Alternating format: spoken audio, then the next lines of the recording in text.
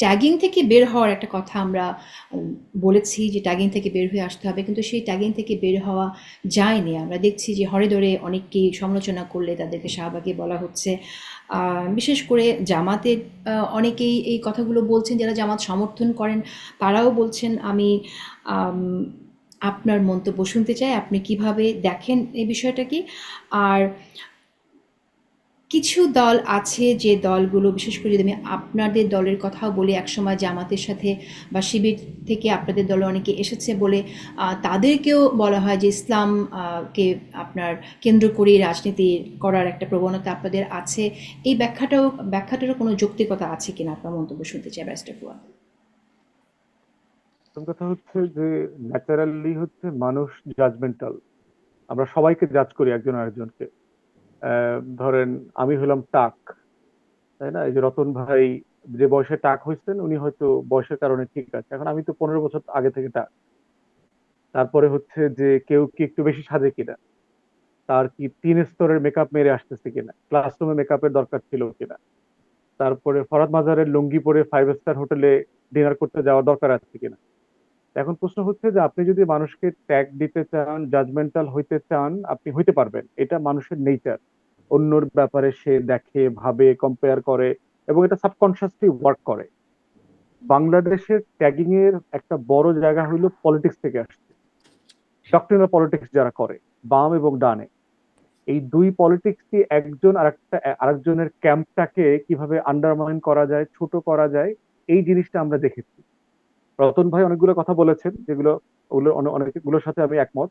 কিন্তু এটাও তো সত্য যে বাংলাদেশে বাম আন্দোলনগুলো ঐতিহাসিকভাবে আপনার কলকাতা এবং দিল্লির হিন্দুত্ববাদী, যে ব্রাহ্মণ্যবাদী যে কালচারাল জায়গাটা ছিল সেটাকে তারা ধারণ করেছে, তারা এটাকে প্রমোট করেছে।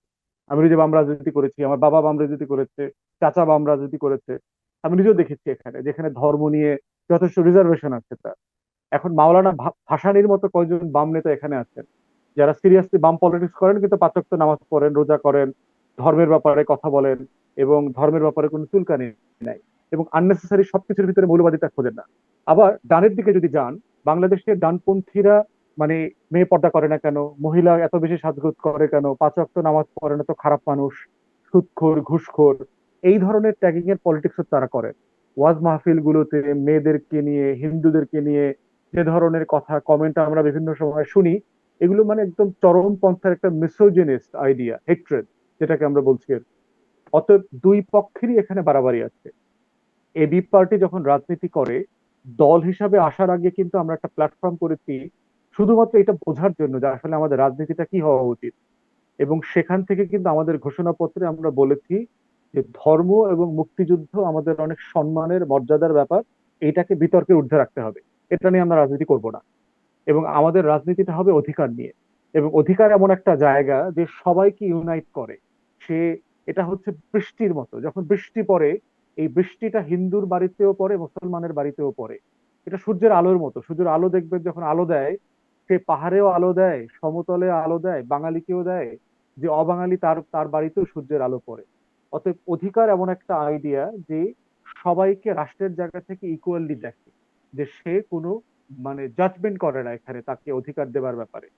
তো সেই জায়গাতে আমরা ট্যাগিং এর জায়গায় দেখেছি যে বাংলাদেশে শাহবাগে গণজাগরণ মঞ্চের নামে যে একটা ফ্যাসিস্ট আইডিয়া ডেভেলপ করেছে, বাংলাদেশে ঘাদানির নেতৃত্বে মব জাস্টিসটাকে যেভাবে রাষ্ট্রীয়করণ করা হয়েছে, ফাঁসি চাই দাবি উঠেছে। যে কারণে আমি মানে এটা সবসময় বলেছি যে আপনি বিচার চাইতে পারেন কিন্তু ফাঁসি তো চাইতে পারেন না।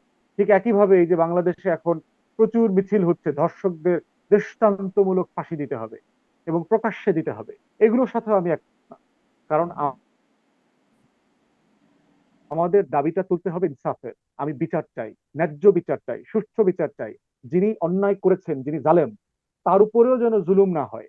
আমি নিজেও বারবার বলেছি টকশোতে যে আইসিটিতে যেখানে শেখ হাসিনার এবং আওয়ামী লেসপেন্সারদের বিচার হচ্ছে, এই বিচারটা যেন আন্তর্জাতিক মানের হয়। কারো প্রতি যেন মানে এক ফোঁটা অবিচার এবং জুলুম না করা হয়। কারণ জুলুম এমন একটা জিনিস, অবিচার এমন একটা জিনিস, এটা ইতিহাসের ধারাবাহিকতায় আপনার কাছে আবার ফিরে আসবে। আপনি জুলুম করে কোনোদিন এখান থেকে পার পাবেন না। রাষ্ট্রকে এটার জন্য যথেষ্ট রকমের ভোগান্তির শিকার হতে হবে। তো সেই জায়গাতে ট্যাগিং এর এই সমাধান হচ্ছে বিচারের সংস্কৃতিতে ফিরে যাওয়া, যে অমুককে ট্যাগ না দেওয়া, আন্ডারমাইন না করা, সে হেয়, সে ছোট, সে অমুকের পক্ষে, সে অমুকের বিপক্ষে, সে হুজুর, সে দাড়িওয়ালা। ওয়ার অ্যান্ড টেররের সময় আমরা দেখেছি, আপনার এখন এই যে সরকার পরিবর্তনের পর এগুলো এক্সপোজড হয়েছে, মোহাম্মদপুরে, আপনারা ব্যারিস্টার মিরপুরে। ফুয়াদ, আপনারা কোনো উদ্যোগ নিচ্ছেন রাজনৈতিক দল হিসেবে মানুষকে ইন্সপায়ার করার জন্য, যাতে এভাবে হরে ধরে ট্যাগিং করা না হয়? পলিটিক্যাল পার্টির জায়গায় কাজের একটা বড় জায়গা তো আসলে মতামত তৈরি করা, মতামত তৈরি করা। আমাদের রেগুলার আমরা মতামত তৈরি করছি, আমাদের বক্তব্যে বলছি, আমাদের টকশোতে বলছি, আমাদের প্রেস ব্রিফিং গুলোতে বলছি, যখন যেখানে বিষয়গুলো আসছে সেখানে আমাদের মন্তব্য করছি, পার্টি পেজে, ইউটিউবে, আমাদের যেখানে যেখানে এই বিষয়ে বক্তব্য দেওয়া দরকার সেগুলো করছি। সারা দেশে ইফতার মাহফিল গুলো যেগুলো হচ্ছে এখানে আমরা এগুলো নিয়ে আলোচনা করছি, যে সহনশীলতার একটা কালচার ডেভেলপ করা দরকার। অন্য যে ভিন্ন, যে আদার, যে একটা ডিফারেন্ট, এই আদারটাকে আদার মনে না করে আমার মনে করা দরকার, আমাদের মনে করা দরকার। আমরা সবাই মিলে একটা রাষ্ট্র, এই আমি সবাই মিলে যে রাষ্ট্র হওয়ার জায়গাটা, এখানে আসতে পারলেই বাকি বিভেদগুলো ছোট হয়ে যাবে। বিচারের সংস্কৃতিতে চলে গেলে জুলুম বন্ধ হয়ে যাবে।